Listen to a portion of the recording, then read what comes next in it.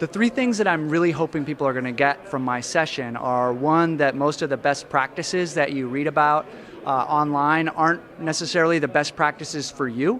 Best practice, they might be a best practice for the person who wrote it, but you're never going to know unless you do a test on your own website. So using A/B testing as a way to find out what are the best practices for your website. That's one big thing.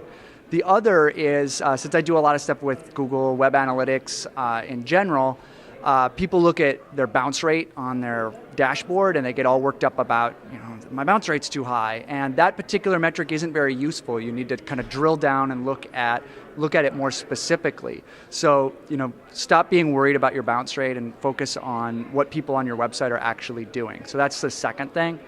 And then a third thing that I really hope people get is to use their web analytics to listen. It's you can look at your keyword reports, you can look at Google Insights, and really listen to what people are saying and trying to say to you by what they're doing on your website. So web analytics less as a measurement of how cool you are or how great you are, and more as a tool for listening to what kind of problems are people having and what kind of problems can you help solve.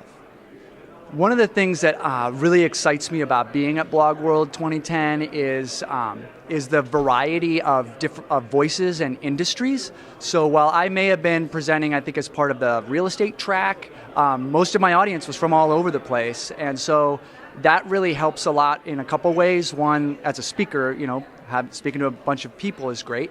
But two, the sharing of ideas across different industries, I think, is really important. The kinds of things and innovations and activities people are trying in one industry may relate or show the way for another industry. So I think mixing up these variety of different industries is super helpful and valuable, both as a speaker and as a participant. I come here and I learn a bunch of stuff here too, and it's a lot of fun.